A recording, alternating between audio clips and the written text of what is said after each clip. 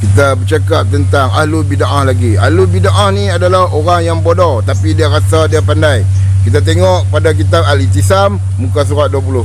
Orang yang membuat bid'ah telah membangkang terhadap syariat dan mendatangkan kesulitan baginya untuk mempelajari dan mengamalkannya. Ini memang betul. Puak-puak bid'ah ni kalau kita habang hak sunnah Nabi, hak hadis Nabi, hak imam 4 mazhab, dia akan kata apa? Wahabi. Sebab apa? Sebab depa ni bodoh. Depa tak tahu syariat sebenar.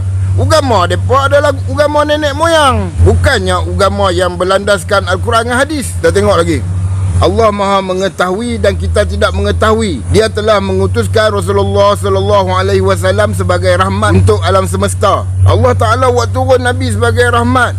Puak bid'ah tak mau. Hak ni tak betul lagi. Tok guru setan depa saja yang betul. Kita tengok lagi.